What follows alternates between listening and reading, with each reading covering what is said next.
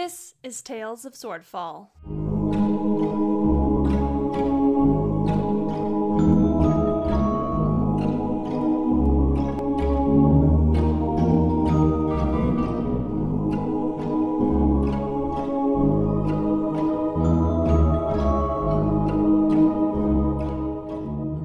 Episode 1, From Sewers to Treasure.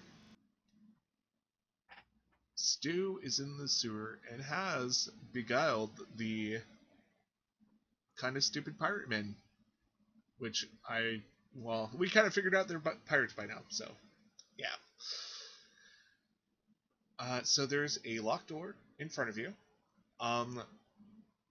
A what seems to be barricaded door beside you. And you do have a map, so.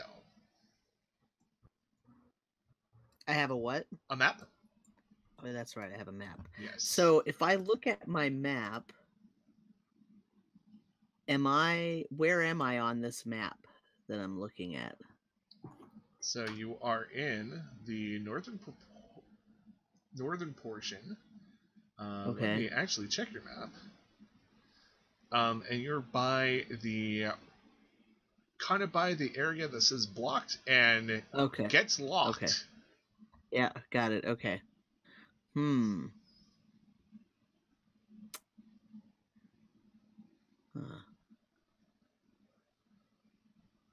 Now, the door that I tried to pick the lock of earlier, which one is it on this map?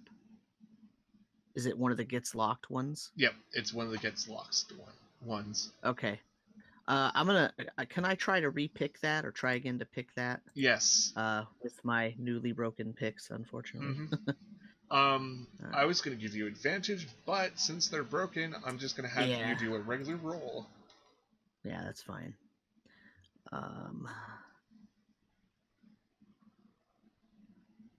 Is that a sleight of hand? Yes. Yeah, okay. All right. You did it. All right. I have a new favorite pick. Okay, so can I open the door just slightly and maybe stealthily and try to not bring attention to myself just in case there's anything in there? Sure. You open it up and you see just a massive amount of bugs on the ground. Ah, great. Like a swarm of bugs, one would say. A swarm of bugs. Do they look like they're like crawling on something other than just the ground, or? Yes, they look like they are crawling on something. Ah, crud.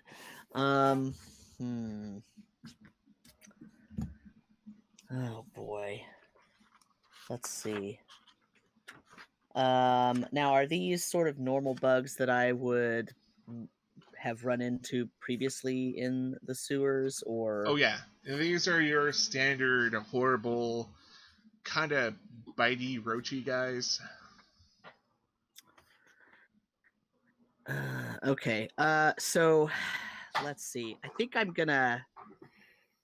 If I back up to the corner here, can I still see any of them in the room if I leave the door open? Yeah. Okay, I'm gonna stand back there, and I am going to try to maybe try to shoo some of them away by using chill touch on one of them. I guess if it's a swarm, I'm basically going to conjure up a almost transparent skeletal hand and move it over there and try to grab some of them with it, and it will do damage to them, maybe? Yeah, that sounds perfectly plausible. All right, let's see.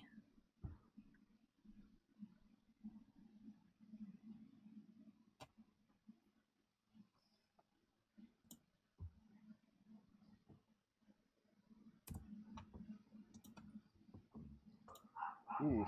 Okay. So first, I rolled a 1. What does it look like when you when you perform a chill touch? What does it what? Sorry. Look like? Basically it almost looks like it's this humongous hand that comes out of the top of Stu's cane, and it starts like a regular what would typically be expected for like a mage hand, just a kind of large human hand with you know with sort of nice skin, like it looks like a sort of it's a thinking person's hand, right? It's not one with calluses and big ugly warts and Like a lots of hand hair. model. It's like a hand model's hand, but as soon as it starts moving away from the cane, it starts to shrivel and it shrinks down, and all the skin sort of starts melting off a little bit, and eventually by the time it's gone a few feet, all of the skin and flesh underneath has fallen off, and it's just a skeletal hand, and it takes on a almost glowing purple hue. And the nails, however, on the fingertips stay, so that the bones are a little bit sharpened. Creepy. And the hand sort of likes to grab onto creatures. And it emits a coldness. How do you completely miss?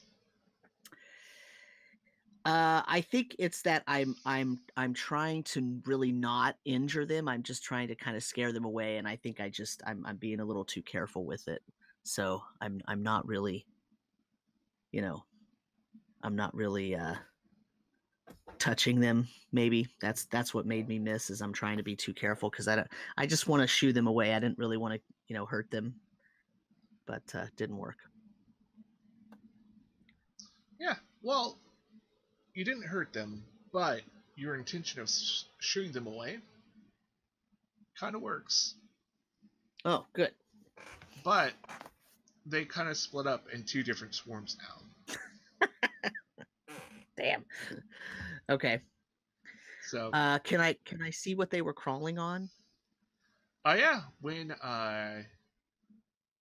you look kind of in the middle where they were at, it's it looks like a plush doll, like somebody left their little doll and they've been eating just all the fur off of it and have gone into the stuffing, and it's kind of a sad little sight. Oh. Can I tell what it was a plush doll of? Give me investigation.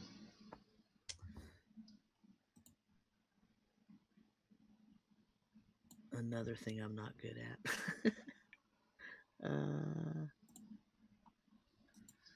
It's a little bit too torn up to really tell what it was.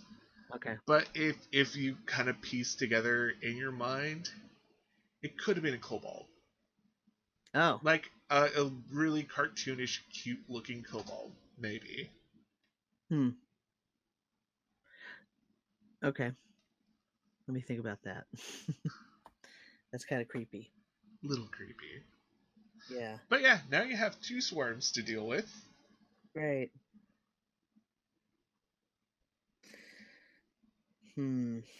I'll let you think about that. Yeah, let me think about that. You might want to go to the rest of the group. Oh yeah, we're gonna leave the you and go back to the group that was surrounded by pirates. Well, at least someone was surrounded by pirates. Unfortunately, I was surrounded by pirates. Yes, unfortunately.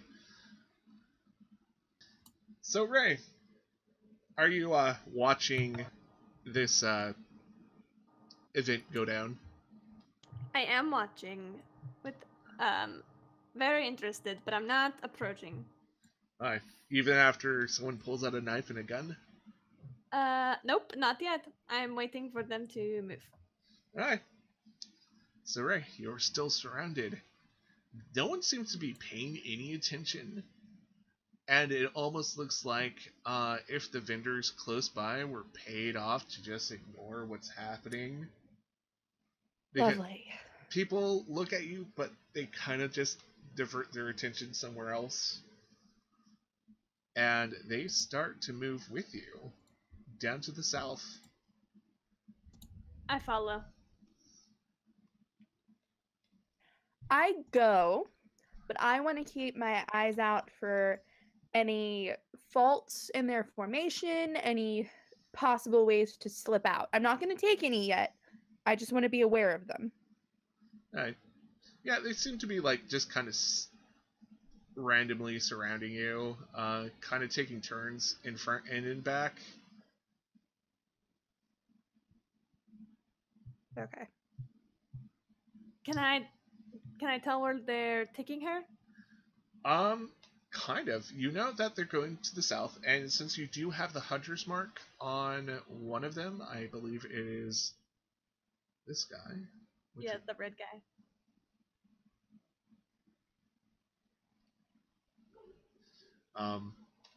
You can tell where they're actually going. So, do I get the general? Oh, never mind. They seem, yeah, I'm just going to follow. They seem to mill around a little bit around the statue of General Tybalt. And they take a few minutes and they go down by the river where a sewer grate is. I stop. Yep, and they stop. Please tell me we are not going into the sewers. Okay, we're going on a little vacation. Just close your eyes, think of warm tropical beaches, and you're going down into the sewers. I will kill you. I just... Stop talking. Yeah, the person who's mouthing off seems to be enjoying themselves, telling you, oh yeah, we're gonna go down into the sewers, and each time you give them a look of disgust, just that guy beams so happily. Kind of a jerk. Kaz is not happy with this situation at all. And one of them comes up and they look at the already open grate and kind of gives a thumbs up to another one. Well, it looks like our men are already down there, and your brother. So, my brother's down there? Said it was going to be a family reunion. No offense, but I didn't really believe you. The group just all starts laughing. And this guy goes down first, and they have you follow. I do, reluctantly.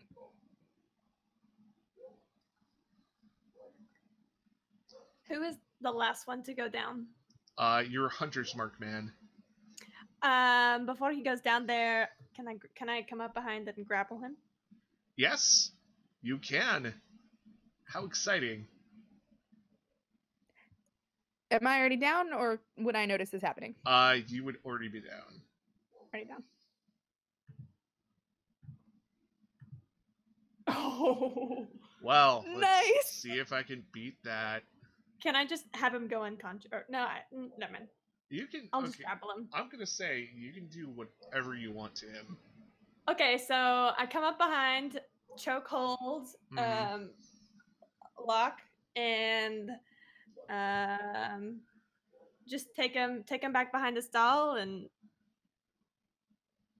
have a chat. Have a chat? Yep. Awesome. Let's have that chat. Really quick chat. Yeah, you're chokeholding him, so he can't say much at the moment. I let go of his... I want my chokehold to be not cutting off his windpipe, but like cutting off the blood circulation. Like the crook of my elbow is over his throat, so I ease up on it, and I say, you have 3 seconds to tell me where you're taking her before I snap your neck. Look, I've never seen you... Oh, shit, it's you. Yeah, that's right, it's me. Start talking. There's a door that only can be opened by a bard singing in some crazy demon language. And this one guy said, hey, my sister, she can actually sing in this language, and we're like, ooh, yay! And it leads to some kind of treasure. Are you going to hurt her? I'm not going to hurt her. Can I knock him out? Yes. What should I roll? You did awesome on that grapple roll with a natural 20. I'm going to say you just knock him out. Okay, I take a dagger out of my pouch and I smash his temple with it. Yep, and you get just that satisfying look of horror on his face before he goes out cold. Okay, and then I quickly follow down the hatch. Are you, like, taking any of his clothes, or...? I don't need to. Awesome. And this is the point where we pan off to other people. So, we have our fabulous group of assorted people. Krakatur, Roscoe, Tabby, Flea, and NPC's name that I can't remember. Long Whiskers? Long Whiskers. Long Whiskers. Yes. Tux. Yeah. Okay. I can remember these things sometimes. So you guys are heading to the World Market. And, Roscoe, roll me a 1d4. Alrighty. Let's see. That'd be a 2. So the first one you take, then 2, Tux is like, no, that's not it.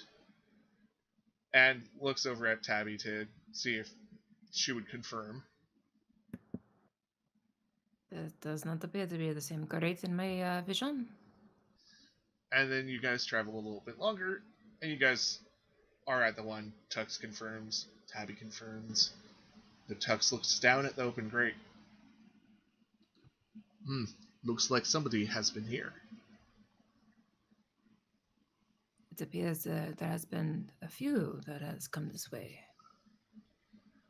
Yep, he's just kind of starts sniffing and looking, and... Can I roll like a survival investigation check to see if I can tell like how many people have been around and like if there was a scuffle or anything? Yes, please, whichever you find more appropriate. I would like to say survival because that's the one I'm proficient in. Do it. And also because I've used survival to like track and stuff before. Oh yeah, so it makes sense to me. Wow, okay. So the World Market has thousands of people going through it daily, and the chances that multiple people have been through here is more than likely. Looks like there's some kind of groups around here.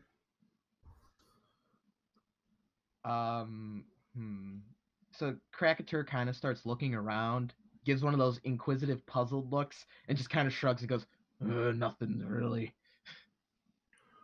Too much, really. Yeah. While he's looking around, Roscoe will cast light on the top of his quarterstaff since he doesn't have dark vision, and he's just going to jump down the grate. I follow. Tux looks surprised, and he probably jumps in. Tabby actually climbs her way down gracefully. I shimmy my way down with my large frame.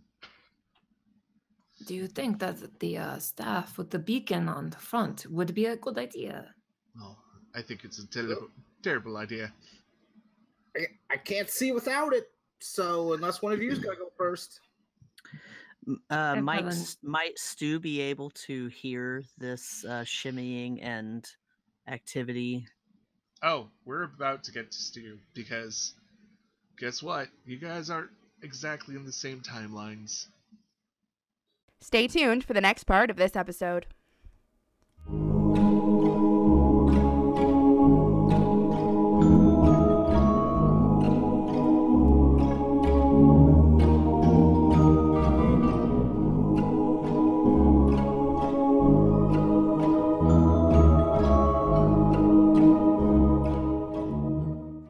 Please remember to like, share, comment, and subscribe.